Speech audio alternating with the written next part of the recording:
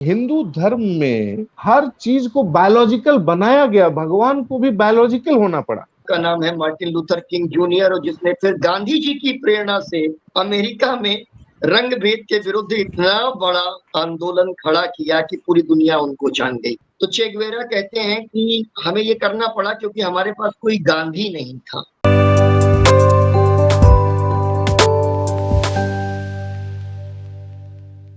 नमस्कार, मैं पीयूष रंजन झा और आपका स्वागत है बिहान इंडिया के कार्यक्रम पॉलिटिकल प्रसंग में। पॉलिटिकल प्रसंग में आज चर्चा प्रधानमंत्री मोदी द्वारा महात्मा गांधी पर दिए गए बयान की। दरअसल एक निजी चैनल को दिए एक इंटरव्यू में प्रधानमंत्री मोदी ने कहा कि 1982 के पहले दुनिया में महात्मा गांधी को कोई नहीं जानता था।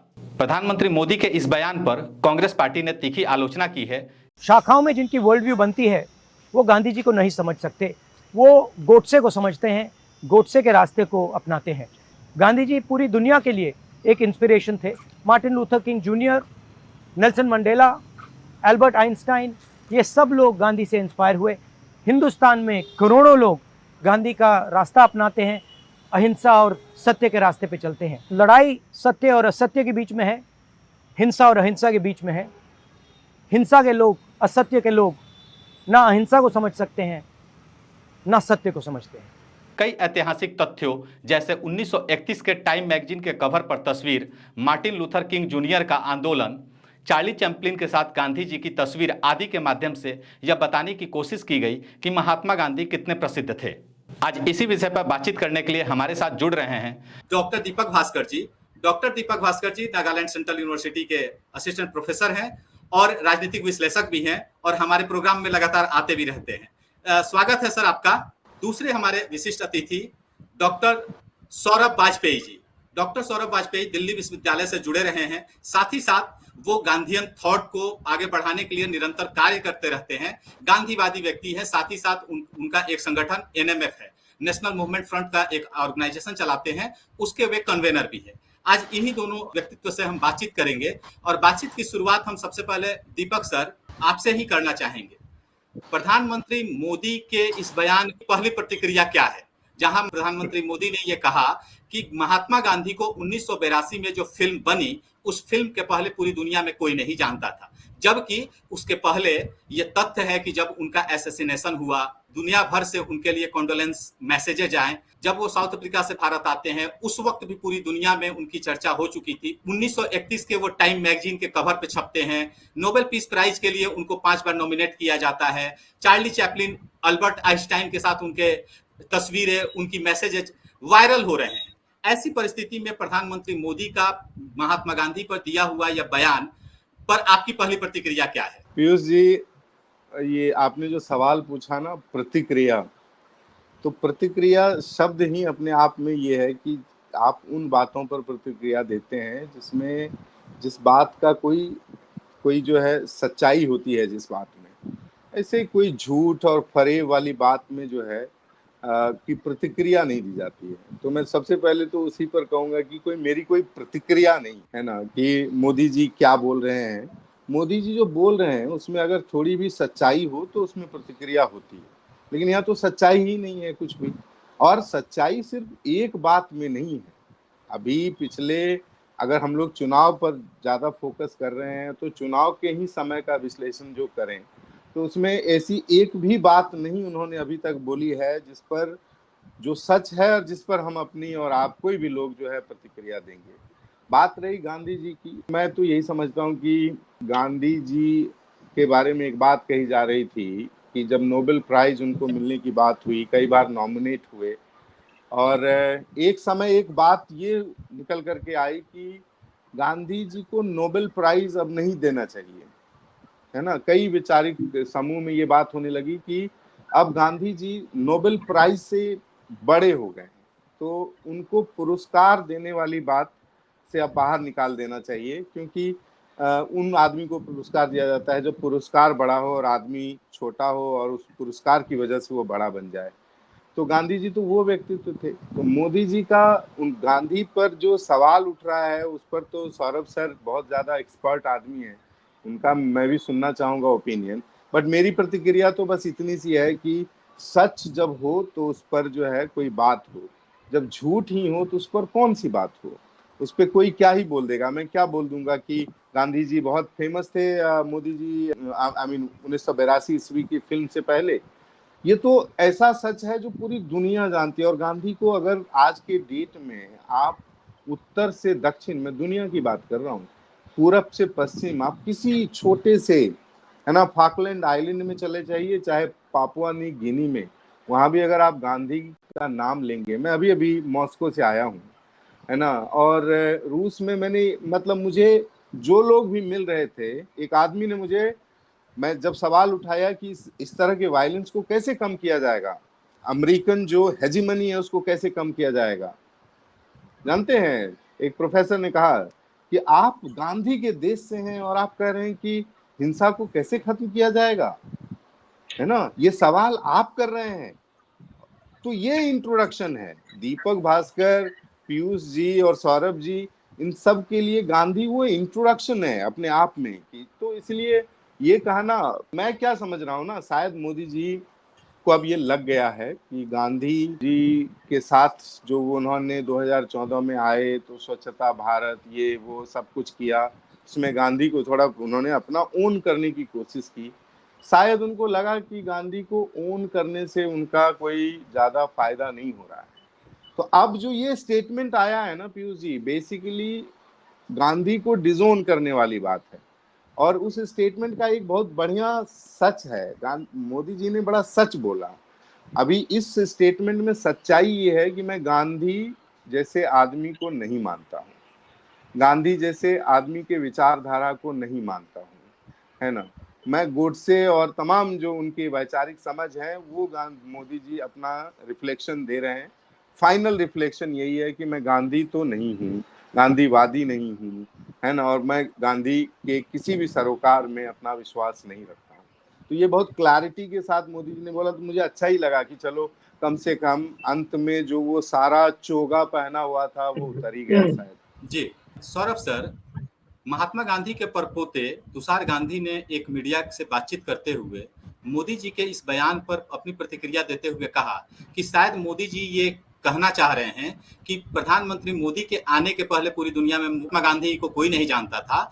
असल में वो क्रेडिट लेना चाहते हैं कि महात्मा गांधी की पहचान मेरी वजह से है। मैं आपसे ये समझना चाहूंगा कि तुषार गांधी का ये व्यंग है, प्रतिक्रिया जो उन्होंने कही है, इस प्रतिक्रिया के साथ साथ प्रधानमंत्री मोदी ने इलेक्शन के इस दौर में ये बातें क्यों कही है, इस पे आपकी क्या प्रतिक्रिया? पीयूष जी, जैसा कि दीपक ने कहा कि कई सारी ऐसी चीजें होती हैं जिस पर कोई सीधी प्रतिक्रिया देने का कोई मन ही नहीं करता है। आगे की बड़ी प्रसिद्ध एक पंक्ति है, मौन ही अभिव्यंजना है, यानी मैं जब चुप रहूं तो मैं सबसे ज्यादा प्रभावशाली तरीके से बोल रहा हूं।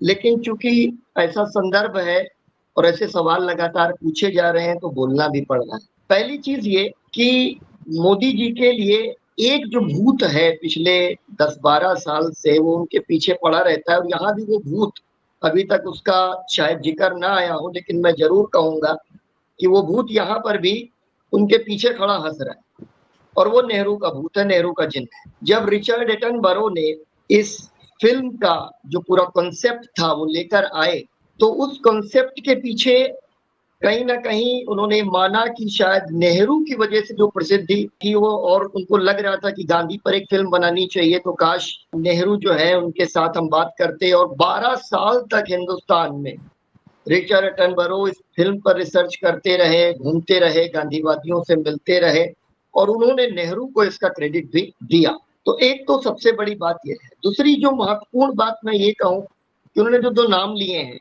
नेल्सन मंडेला और मार्टिन लूथर किंग जूनियर का जो नाम लिया है, हालांकि उन्हें शायद जूनियर और सीनियर का फर्क नहीं पता हो, लेकिन मैं इतिहासकार होने के नाते कहूंगा कि वो मार्टिन लूथर किंग जूनियर थे।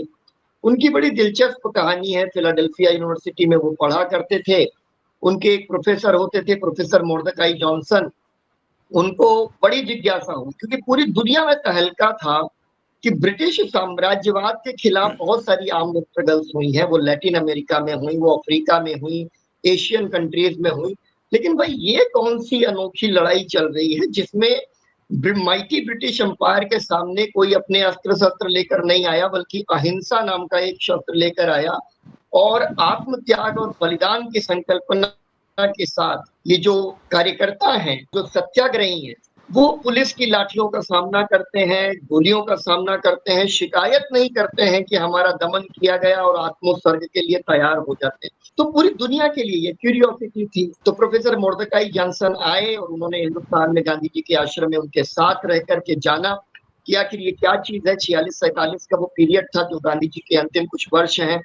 और वो वापस पहुंचे और उन्होंने एक बड़ा वहां पर एक भाषण दिया अपने यूनिवर्सिटी स्टूडेंट्स को। और उन स्टूडेंट्स के अंदर एक जो वो बंदा मौजूद था, उसका नाम है मार्टिन लूथर किंग जूनियर, और जिसने फिर गांधी जी की प्रेरणा से अमेरिका में रंग भेद के विरुद्ध इतना बड़ा आंदोलन खड़ा किया कि पूरी दुनिया उनको जान गई। तो जो मार्टिन लूथर किंग जूनियर का उन्होंने नाम लिया, तो वो तो खुद ही कहते हैं कि मेरे गुरु गांधी हुए। और जूनियर को दुनिया भर में लोग जानते थे कि गांधी जी की लड़ाई के तरीके को अमेरिका और पूरी दुनिया के रंग भेद के विरुद्ध आगे ले जाने वाला, उसको अप्रोप्रिएट करने वाला व्यक्ति मार्टिन लूथर किंग जूनियर है। दूसरी चीज वो नेल्सन मंडेला। नेल्सन मंडेला एक टाइम पर अफ्रीकन जो नेशनल कांग्रेस होती थी उसके नेता थे। एक समय ऐसा आया कि दमन बहुत बढ़ गया। जब दमन चक्र बढ़ गया तो 1956 के आसपास एक ऐसी घटना हुई साउथ अफ्रीका के भीतर कि उनका मन उद्वेलित हो गया और उन्होंने ये तय किया कि अब जो है ओवरग्राउंड रह करके हम शायद इस ब्रिटिश सत्ता का, अंग्रेजी रंगभेद का सामना नहीं कर सकते हैं, तो हम अंडरग्राउंड चले जाएंगे। और अफ्रीकन नेशनल कांग्रेस की उन्होंने एक आर्म्ड विंग बना ली, यानी हथियारबंद हो गए। एक डेमोक्रेटिक नेता हथियारबंद हो गए। और फिर हम सब जानते हैं कि कैसे वो 27 साल तक नजरबंदी उन्होंने झेली, रॉबिन आइलैंड में रहे, और उस दौरान वो गांधी को पढ़ते हुए वो गांधी के करीब आ गए। सो दूसरे जो नाम जो लिया मोदी जी ने वो नेल्सन मंडेला का लिया।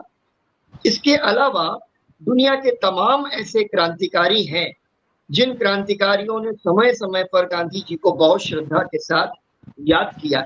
मैं याद करूं तो चे गुवेरा 1956 में भारत आए और उनसे एक पत्रकार ने सवाल किया कि आप जो है आपने वहां पर एक आर्म्ड रेवोल्यूशन किया, आपने इतने लोगों की जान ली, इतने लोगों को मारा, इतनी हिंसा की, तो ऐसा क्या था कि आपको ये करना पड़ा?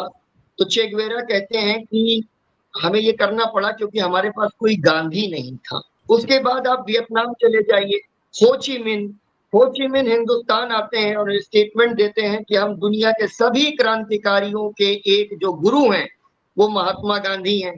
तो गांधी की जो उपलब्धियां हैं, गांधी की जो ख्याति है, उस पर तो मैं ऐसे ही बात करूंगा हंसते हंसते कि भाई क्या गए मूढ़मती, आप क्या जाने कि गांधी नाम का बंदा क्या था।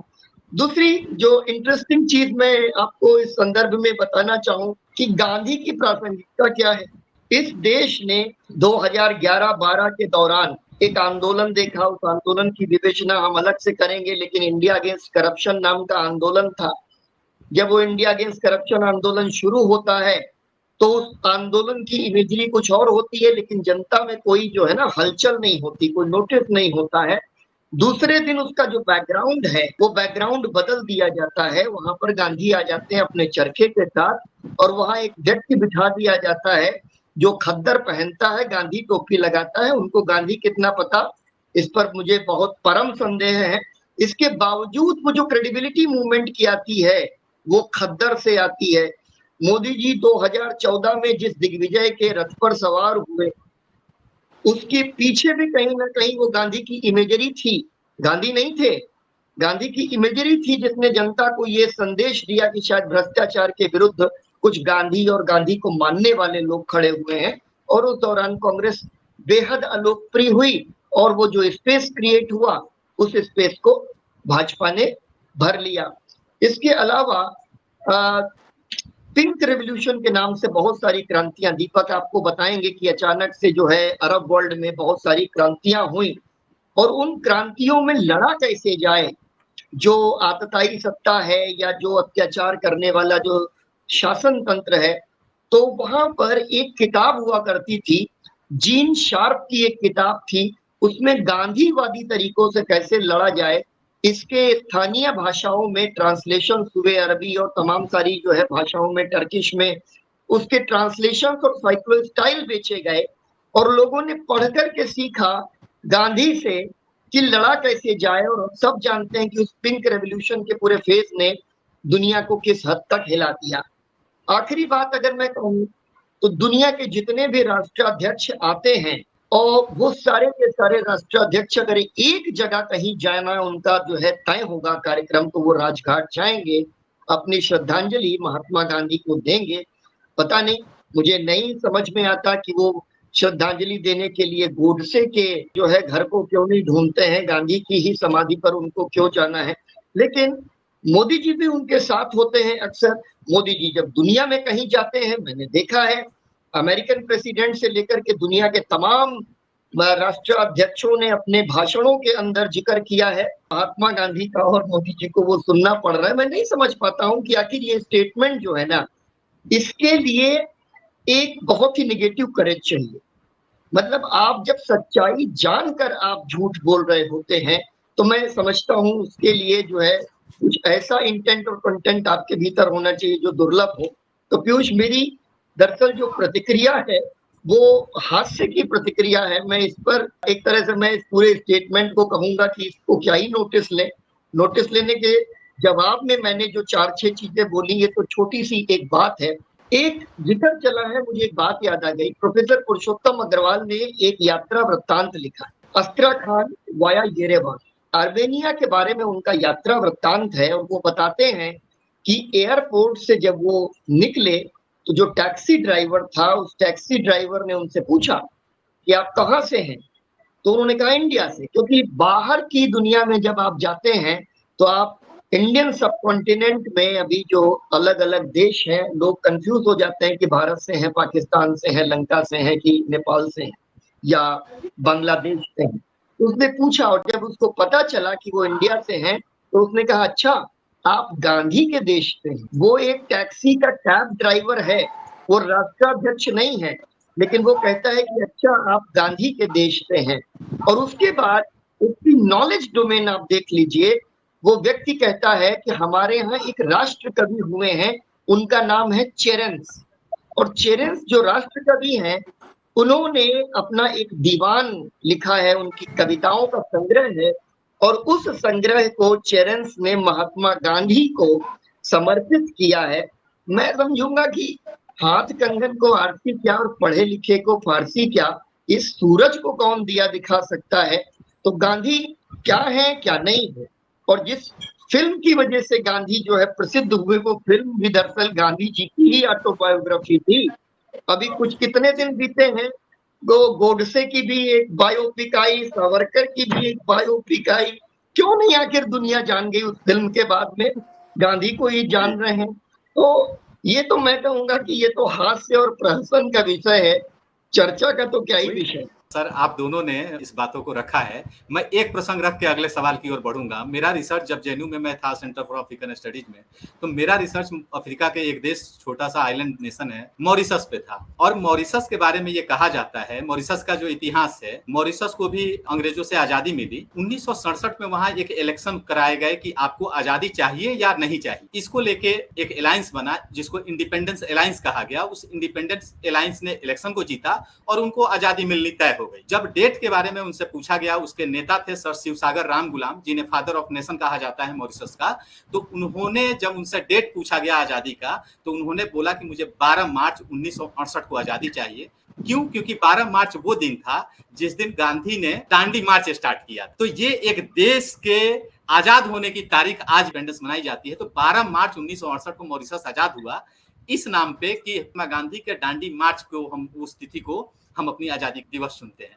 और मजे की बात यह है कि प्रधानमंत्री मोदी वहां विजिट भी कर चुके हैं। 68 की बात है, फिल्म आई है 1982 में। पीयूष जी, मैं एक छोटा सा बात कर रहा हूँ कि देखिए क्या है कि अल्बर्ट आइंस्टीन जो दुनिया के सबसे बड़े वैज्ञानिक के तौर पे जाने जाते हैं, गांधी की मृत्यु के समय में वो लिखते हैं, लिटरली उनका पत्र है जो अवेलेबल है, ऐसा नहीं कि कोई कहानी है। वो लिखते हैं कि आने वाली संततियां शायद ये विश्वास नहीं कर पाएंगी कि कोई इस तरह का हाड़ मांस का आदमी कभी इस धरती पर चला भी था।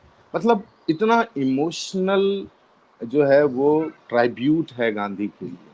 और सिर्फ अल्बर्ट आइंस्टीन की बात नहीं है, दुनिया के हर वो लोगों ने गांधी को वो ट्राइब्यूट दिया जिसका मोदी जी 1982 की बात कर। हिटलर जैसे आदमी के पास गांधी जी के तीन कम्युनिकेशन है, पत्र हैं जो गांधी जी ने हिटलर को लिखा है कि तुम जो ऐसा कर रहे हो ये छोड़ दो, है ना। हमारे साथ सौरभ सर हैं, इतिहासकार हैं, वो ज्यादा इस पर प्रकाश डालेंगे, लेकिन हिटलर के साथ भी कम्युनिकेशन। और उस समय के दुनिया के इतने बड़े बड़े लोग, लियो टॉल्स्टॉय, है ना, जैसे लोगों के साथ जो है, मतलब आप समझ रहे हैं गांधी के बारे में जैसा कहा ना कि सर ने कि सूरज को दिया दिखाने वाली बात है। मैं ये नहीं कह रहा हूँ कि गांधी भगवान है, मैं कहता हूँ कि गांधी एक अस्त्र है, एक ऐसा हथियार जो दुनिया में शायद कोई सोच भी नहीं कि जब एक तरफ बंदूक खड़ा है और दूसरी तरफ आप अकेले निहत थे, वो समझने का। और भारत में जो अभी प्रशासन चल रहा है, सरकारें चल रही, वो गांधी को एक मुखौटा बना करके जो उपयोग करने वाली बात है कि चलो जी गांधी का नाम ले लिए, फूल चढ़ा दिए,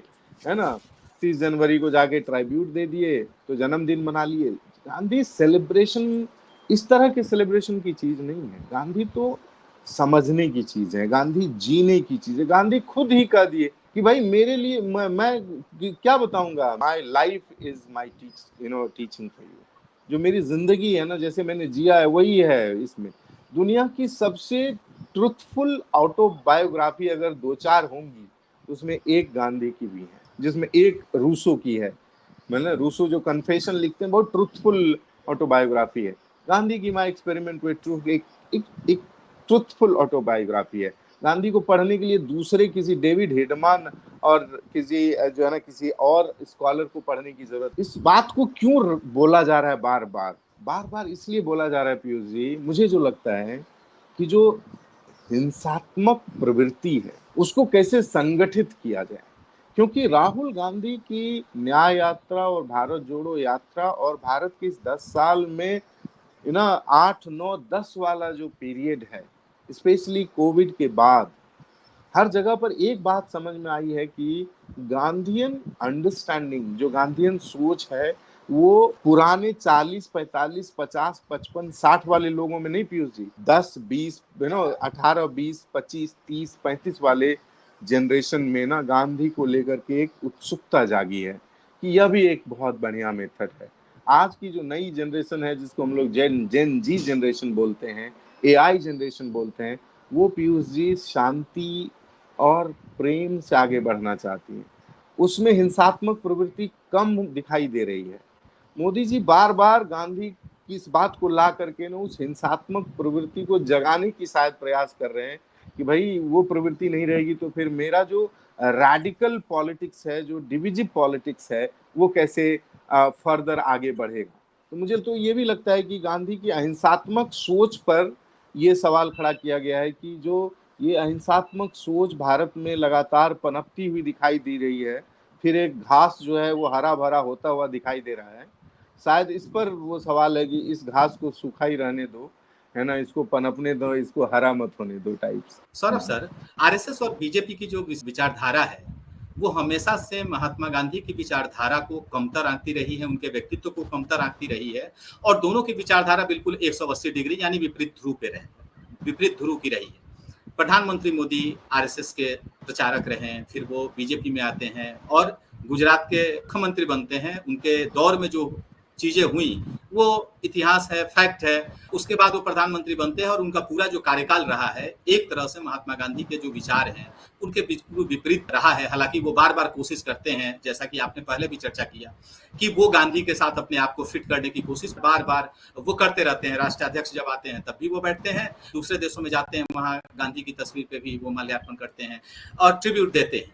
गांधी छूट नहीं सकते हैं, कोई भी इस देश में शासक रहे। मैं आपसे ये जानना चाहता हूं कि वर्तमान समय में प्रधानमंत्री मोदी, पहला सवाल ये कि प्रधानमंत्री मोदी ने क्या गांधी को, जो आरएसएस कमतर आंकता है, उसके व्यक्तित्व को कम करने की कोशिश करता है, क्या वही झलक है प्रधानमंत्री मोदी के इस बयान से? क्या वो गांधी को कमतर करने की कोशिश कर रहे हैं? और दूसरा इसके बाद मेरा सवाल कि आज के प्रधानमंत्री मोदी के जो कार्यकाल रहा है उस दौर में गांधी की प्रासंगिकता क्या है? आपने इस पर थोड़ी बहुत चर्चा की है, मैं चाहूंगा कि इस दोनों सवाल को आप ले। जो पहली बात है आपकी कि जो विचारधारा का मतभेद होता है पीयूष जी, मैं एक गांधीवादी होने के नाते मैं उसको सहर्ष स्वीकार करता हूँ। और मैं हमेशा ये कहता हूं कि विचारों के जो मतभेद हैं वो मतभेद हैं, लेकिन मनभेद नहीं है। इसीलिए मैं एकदम 180 डिग्री खिलाफ विचार वालों के साथ भी मेरा व्यक्तिगत स्नेह है, मेरा प्रेम जो है वो काफी इंटैक्ट रहता है, बना रहता है। बल्कि मैं तो ये कहता हूँ कि जिसके साथ आपका मतभेद है उसके साथ मनभेद ना पैदा हो जाए, इसलिए आपको अपना स्नेह उससे और भी बढ़ा देना चाहिए, पहली चीज। दूसरी चीज जो बुनियादी है कि गांधी जी के बारे में जो ये रिसेंट स्टेटमेंट है, चूंकि उन्होंने बहुत इलेबोरेट नहीं किया, उन्होंने इसको बहुत डिटेल में कुछ नहीं कहा, इसलिए मैं ये नहीं कह सकता हूँ कि वो इसके साथ करना क्या चाहते थे। लेकिन वो जितना छोटा सा एक स्टेटमेंट है, मेरी प्रतिक्रिया मूलतः इस स्टेटमेंट पर है कि गांधी को उसके पहले कोई नहीं जानता था और इस फिल्म के बाद गांधी को लोग जानने लग गए। तो मैं ये कहूंगा कि मैं जितना उन्होंने आज कहा उसको एक तो फेस वैल्यू पर देखूंगा, दूसरा उसका इंटेंशन है। इंटेंशन के संबंध में ये है कि अगर वो इसको इलेबोरेट करते तो शायद उस पर ज्यादा बात हो सकती थी। एक बार गांधी को रिडिक्यूल करना या उनके कद को छोटा दिखाना, ये तमाम सारी चीजें पिछले कई दशकों से इस देश में होती रही हैं, तो निश्चित है कि ये एक और कोशिश भी उनकी हो सकती थी। जैसा दीपक ने कहा भी कि अपने आप को थोड़ा डिस्टेंस करने की कोशिश। देखिए इलेक्शन चल रहे हैं, इलेक्शंस में एक दिन कोई एक बात हो रही है, दूसरे दिन कोई दूसरी बात हो रही है, बहुत अलग अलग तरीके की चीजें हैं। दूसरा जो सवाल है आपका रेलिवेंस पर, मैंने बहुत ऊंची ऊंची बातें बताई कि भाई यहाँ के राष्ट्राध्यक्ष क्या कहते हैं, वहां पर दूसरे देशों में लोग क्या कहते हैं। मैं एक ट्रेनिंग प्रोग्राम में अपना अनुभव बताऊं। मैं स्वाधीनता संग्राम पर जो है मेरा एक ट्रेनिंग का प्रोग्राम है, 3 घंटे के करीब में मैं बात करता हूं। और उस 3 घंटे के बाद में एक जो महिला है उसने मुझसे कहा कि सर मैं आपके साथ कुछ शेयर करना चाहती हूँ। मैंने कहा बताइए। उसने ये सबके साथ में बात शेयर की। उसने कहा कि आप चरखे की प्रासंगिकता और चरखे की ताकत पर बात कर रहे थे। मैं एक एक्टिविस्ट हूँ और किसी जो है जिले में महाराष्ट्र के हम लोग डिस्ट्रिक्ट मजिस्ट्रेट के दफ्तर के सामने प्रदर्शन कर रहे थे। हमने एक छोटा सा टेंट लगा दिया था और हम सब वहीं बैठते थे। तो एक दिन हो गया तो मैं पूरे दिन मैंने सोचा कि यहाँ तो सिर्फ बैठे रहना है, गांधी जी की तरीके से यहाँ पर हम लोग आए थे गांधी जी का नाम लेकर। अगले दिन लगा कि इस टाइम का कोई बेटर यूटिलाइजेशन हो सकता है या नहीं, तो मैं चरखा चलाना जानती हूँ, मैं चरखा लेकर आ गई। अब सुबह सुबह जब वो महिला चरखा लेकर आई तो एक दिन जिस जिला प्रशासन ने कोई भी नोटिस नहीं लिया था, अगले दिन चरखा लेने के 1 घंटे के बाद में डिस्ट्रिक्ट मजिस्ट्रेट ऑफिस से एक जो है कर्मचारी आता है और कहता है कि मैडम यहाँ बैठ के प्लीज चरखा मत चलाइए। तो कहती है कि क्यों चरखा न चलाए? नहीं आप बैठे रहिए लेकिन प्लीज आप चरखा मत चलाइए। तो वो महिला कहती है कि प्रशासन इस बात से बहुत परेशान हो गया, विरोध प्रदर्शन में कोई महिला अगर बैठ के चरखा काट रही है तो ये जो मूवमेंट है ना, इसकी मास अपील बहुत बढ़ जाती है। अगर ये लोग डिस्ट्रिक्ट मजिस्ट्रेट के दफ्तर पर या कचहरी में उग्र नारे लगा रहे हो, मुट्ठी भींच भींच के जो है हम ईंट से ईंट बजा देंगे, प्रशासन को इसका कोई फर्क नहीं पड़ता है पीयूष जी। प्रशासन को इस बात से बहुत फर्क पड़ता है कि सामने जो लोग बैठे हैं उनके दिल में कितना गांधी है वो जाने, लेकिन उनके हाथ में अगर चरखा है तो ये मूवमेंट जो है ये छोटा मूवमेंट नहीं है। इससे बड़ी रेलिवेंस आज के दिन में मैं कहूंगा कि क्या होगी कि प्रशासन को ये लगता है। दूसरी चीज, गांधी सिर्फ पॉलिटिकल मूवमेंट नहीं। मैं अपनी पढ़ाई लिखाई के दौरान, जेएनयू के दौरान, मैं धीरे धीरे धीरे अपने आप को अगर ये कन्विंस कर पाया कि मुझे खुद को डीकास्ट कर लेना चाहिए क्योंकि जाति एक समस्या है, तो शायद मेरे लिए इंस्पिरेशन गांधी थे। मैं ये कहूंगा कि मेरे लिए बाबा साहब जो है मैं उनको बाद में समझ पाया। और इसीलिए मैं कहता हूं कि एक समय में मैं जाता हूं तो मुझे लगता है कि गांधी जी और बाबा साहब भीमराव अंबेडकर का जो एनिहिलेशन ऑफ कास्ट है वो दोनों का गोल है। तो मैं कहूंगा कि अपनी जिंदगी को आपको रिफॉर्म करना हो, जिंदगी में छोटे छोटे एक्शन लेने हो, कहीं झूठ फरेब की बात आती है तो अगर मैं रोक पाता हूं कि नहीं मुझे ये नहीं करना है क्योंकि ये गलत है, भले इससे मेरा कितना भी फायदा हो, अगर मैं ये सोच पाता हूं कि मैं जिस सत्य को कैरी करता हूं उस सत्य की वजह से मेरी नौकरी जा सकती है, उस सत्य की वजह से मुझे नुकसान हो सकता है, लेकिन इसके बावजूद अगर मैं अपने सत्य पर टिका रहूंगा तो शायद ये गांधी और गांधी की रेलिवेंस है। तो मैं कहूंगा कि छोटे से छोटे काम से लेकर आप बड़े से बड़े आंदोलनों तक और वैश्विक आंदोलनों तक अगर आप बात करिए तो गांधी की रेलिवेंस आपको हर जगह दिखाई पड़ती है। और बीच चुनाव में अगर मोदी जी को गांधी जी का नाम लेकर के कुछ कहना पड़ा है तो शायद ये भी गांधी जी की रेलिवेंस हो, वो पॉजिटिव या निगेटिव, दोनों तरीके से इस स्टेटमेंट को देख सकते हैं। अगर वो डिस्टेंस करना चाहते हैं, बहुत कम लोग हैं जो गांधी जी के साथ अपने आप को बहुत डिस्टेंस करते हैं, लेकिन बहुत बड़ा तबका ऐसा है जिसके लिए अभी भी गांधी जी एक रेफरेंशियल फिगर है, एक श्रद्धेय शख्सियत है। और हम लोग एक गांधीवादी कार्यकर्ता होने के नाते मैं जहां भी जाता हूं, मैं लोगों को कहता हूं कि अक्सर लोग शिकायत करते हैं कि लोग आपको सुनते नहीं। मैं कहता हूं कि मुझे तो लोग बहुत सुनते हैं। वजह क्या है कि मेरे मन में वो जो गांधी के दिए हुए संस्कार है ना, मैं गुस्से में किसी के पास नहीं जाता हूँ, मैं नफरत में किसी के पास नहीं जाता हूँ, मैं तर्क कुतर्क करने नहीं जाता हूँ, मैं तो रिश्ता बनाने जाता हूँ। मैं गांधी की तरह अगर जाकर वहां बैठ जाऊंगा और उनको ये पता होगा कि सौरभ वाजपेयी गांधी जी से अंश भर प्रभावित है, तो इस देश की जनता आपको अलग तरह से सम्मान देती है, लोग आपको अलग तरीके से सम्मान देते हैं, अलग तरह से आपको सुनते हैं।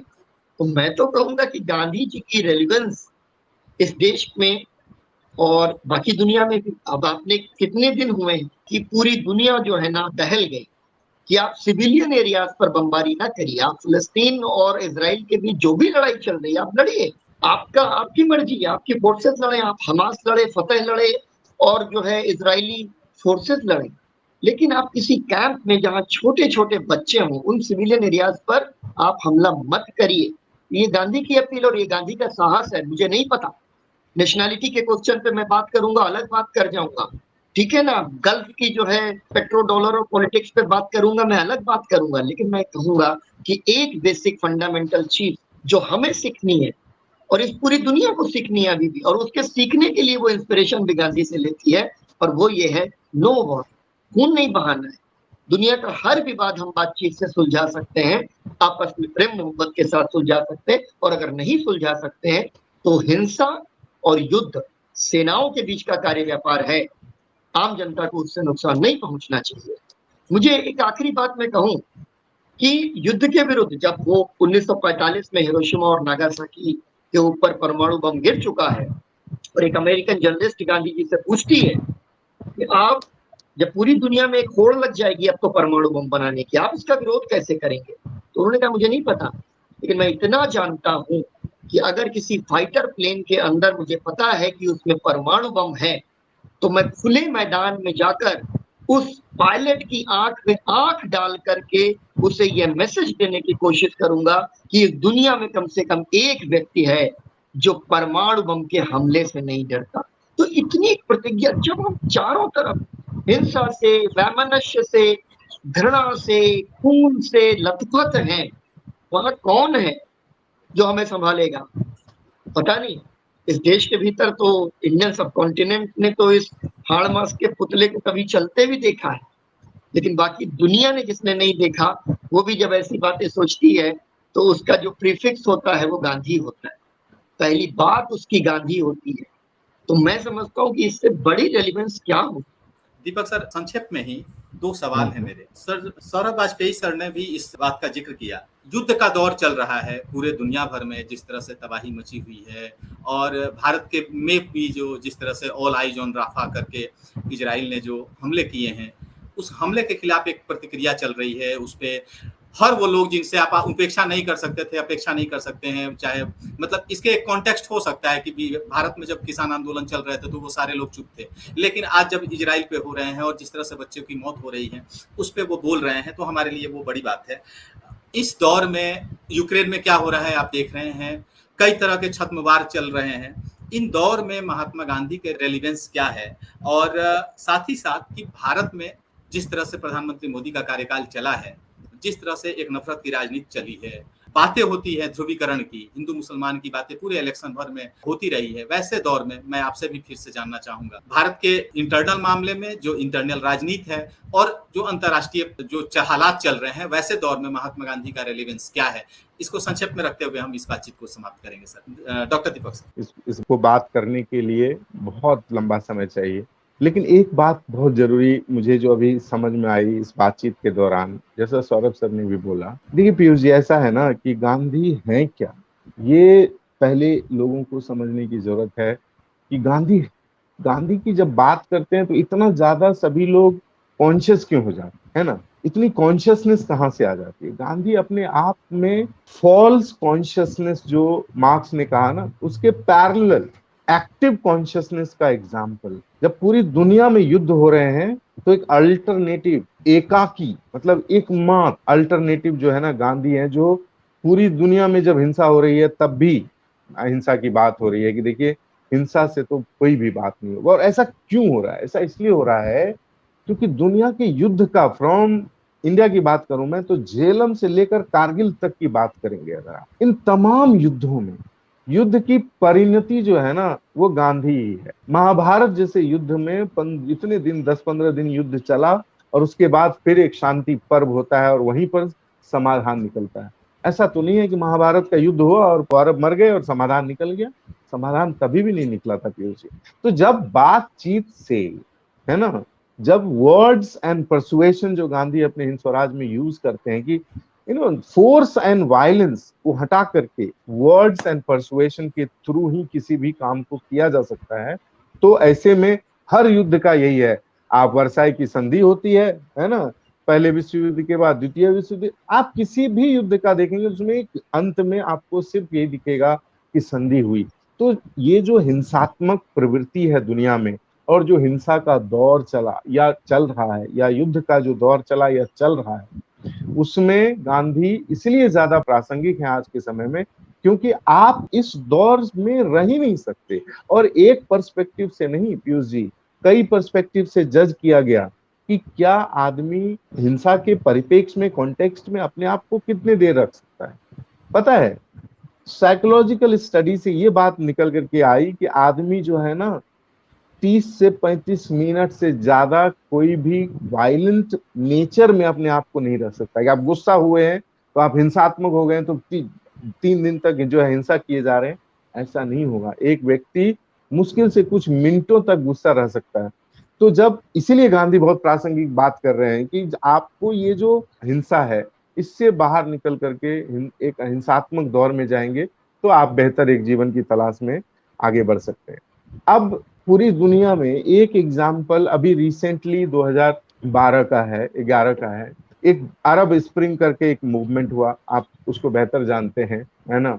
और तुनिशिया में, है ना, बेन अली एक राष्ट्राध्यक्ष थे, वो करीब 39 साल से डिक्टेटरशिप कहा जाता था उनका। जब उनके खिलाफ आंदोलन हुआ तो उस आंदोलन को जैस्मीन क्रांति का नाम दिया गया। और जैस्मीन क्रांति का आंदोलन कैसे हुआ, उसमें गांधी कितना जरूरी होते हैं, इसलिए कह रहा हूं कि उसको जानना चाहिए। कुछ नहीं हुआ उस आंदोलन में, एक हथियार यूज नहीं हुआ, कुछ नहीं।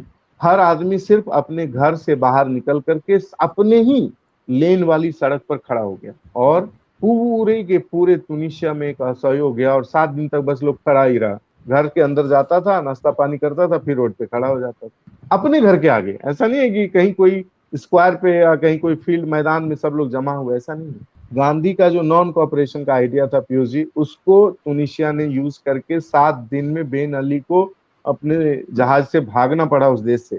ठीक है, तो गांधी 1947, 45 और 30 और 20 की बात नहीं कर रहा हूँ, गांधी तो 2012 में भी वही हाल है। और आज जब ट्विटर पे ऑनलाइन ट्रेंड कर रहा है सब, तो नो टू वार का जब ट्रेंड करता है तो वो भी गांधी पर ही आ जाता है कि भाई सब लोग बीच में ना, आप ट्विटर पे कमेंट पढ़ेंगे तो उसमें गांधी का भी फोटो तैरने लगता है धीरे धीरे। जब भी कहीं पर अहिंसात्मक जो है आंदोलन होगा तो उसमें गांधी का फोटो तैरना ही है। वो आपके लिए वो मोटिवेशन है, वो आपके लिए मेथड है, आपके लिए वो सब कुछ है। तो एक छोटी सी बात और एक अंतिम बात कर रहा हूं मैं कि देखिए क्या है, मोदी जी और की बात पर जो हम लोग अभी विचार कर रहे हैं, विमर्श कर रहे हैं, मैं उस पर विमर्श नहीं करना चाहता हूं क्योंकि मोदी जी जो कर रहे हैं उनके लिए उनका अपना पॉलिटिकल एजेंडा है ना। कि गांधी को किस तरह से हम, होता है ना कि सबसे बड़ा हम ही है। मोदी जी की एक पर्सनल अंडरस्टैंडिंग मुझे लगती है कि शायद वो आजकल मैकियावली से निकल करके हॉब्स की तरफ बढ़ रहे हैं। तो उनको लगता है कि मैं लेवियाथन बन जाऊं, पहले वो प्रिंस बनना चाहते थे, फिर उनको लगा कि 10 साल हम जनता ने दे ही दिया मौका, तो चलो अब हम 10 के बाद ना लेवियाथन बन जाते हैं। वो लेवियाथन बनने के प्रयास में वो अभी बहुत सारी ऐसी बातें करेंगे जो शायद वो बहुत बेमतलब की बात होगी, है ना। किसी दिन शायद वो ये बोल देंगे कि बुद्ध कौन है। तो ये भी संभावना मैं आज ही कह देता हूँ आपको, क्योंकि वो आदमी अपने से ऊपर शायद ही किसी को देख पाएंगे। जब सोचिए, मैं बड़ा आश्चर्यचकित हूँ पीयूष जी कि एक आदमी अपने आप को बायोलॉजिकल नहीं कह करके अब सीधा अवतरित होने वाली बात जो कर रहे हैं वो कि मैं तो ऊपर से सीधा ही गिरा हूँ, अवतरित हुआ हूँ। तो इसका मतलब वो भगवान वाले स्टेटस में खुद ही अपने आप को प्रोजेक्ट कर रहे हैं। ऐसा नहीं है कि कोई उनका कार्यकर्ता बोल रहा है, वो खुद बोल रहे हैं कि मैं तो अपनी बायोलॉजिकल नहीं फील कर रहा हूं मैं। मतलब माता जी मरी हैं अभी जस्ट कुछ दिन पहले, और अब वो माता जी को भी छोड़े, निगेट कर दिए हैं। तो इतना निगेशन तो मार्क्स ने भी नहीं किया था पीयूष जी, जितना निगेशन मोदी जी करते हैं। एक ऐसी इसलिए मैं कह रहा हूँ कि अभी गांधी को रिजेक्ट कर रहे हैं वो, अगले दिन जो है ना वो बुद्ध को बोलेंगे कि बुद्ध कौन है, अगले दिन बोलेंगे विष्णु कौन है, अगले दिन बोलेंगे शिव कौन है। ये सब चलेगा। अगर वो फिर से राजनीति में रहते हैं तो आपको अगला प्रोग्राम ये करना पड़ेगा कि बुद्ध कौन है, उसका अगला प्रोग्राम पीयूष जी का होगा कि विष्णु जी कौन है ना। उसका अगला प्रोग्राम आप करेंगे कि शिव कौन है। ये जो बातें ये कर रहे हैं ये राजनीतिक लाभ के लिए। मोदी जी को तो लोग बोल ही रहा है कि ऐसी ही सरकार बन रही है। मान लीजिए जब आपकी सरकार ऐसे ही बन रही है तो आप ये सब करके अपना जो क्रेडिबिलिटी है, अपनी जो बात है उसको क्यों खत्म कर। मैं इससे थोड़ा सा डिफ्लेक्ट करूंगा पीयूष जी, आप करेंगे बायोलॉजिकल नहीं है। इस दुनिया हिंदू धर्म में हर चीज को बायोलॉजिकल बनाया गया, भगवान को भी बायोलॉजिकल होना पड़ा, है ना। राम जी चाहते सीधा आसमान से गिर जाते इधर, लेकिन उनको भी जाके दशरथ के घर में पैदा होना पड़ा, उसको भी कौशल्या माता के गर्भ से निकलना पड़ा। कृष्ण चाहते तो सीधा उतर जाते, लेकिन उनको भी देवकी के गर्भ से निकलना पड़ा। तो यहाँ तो भगवान को भी बायोलॉजिकल होना पड़ता है। यहाँ मोदी जी उल्टा कर दे रहे हैं कि नहीं हम बायोलॉजिकल नहीं, हम सीधा उतरे। जिस देश में भगवान को बायोलॉजिकल होना पड़ रहा है, भगवान को पैदा होना पड़ता है, उस देश में एक आदमी कह रहा है कि मैं पैदा ही नहीं हुआ, है ना। तो वो आदमी अगर गांधी पर सवाल उठाते हैं तो वो तो बहुत हास्यास्पद है। इस बार का इलेक्शन जो है ना मोह पर ही चला है ना, मंगलसूत्र, मटन, तो मुसलमान, तो मछली, तो फिर उसके बाद महात्मा गांधी, है ना। तो मोह, है ना, और लास्ट में मोदी। तो ये मोह ही चल रहा है। मोदी जी का इलेक्शन मोह पर जो है शुरू हुआ और मोह पर ही खत्म होगा। अगर आपको हमारा वीडियो पसंद आया हो तो बिहान इंडिया के चैनल को लाइक कीजिए, सब्सक्राइब कीजिए और अपने परिवार और अपने दोस्तों के साथ शेयर करना ना भूलें। साथ ही हमारा बेल आइकन भी जरूर दबाएं और हमारा चैनल ट्विटर, फेसबुक और यूट्यूब पे है, तो तीनों जगह अपना सपोर्ट जरूर दिखाएं।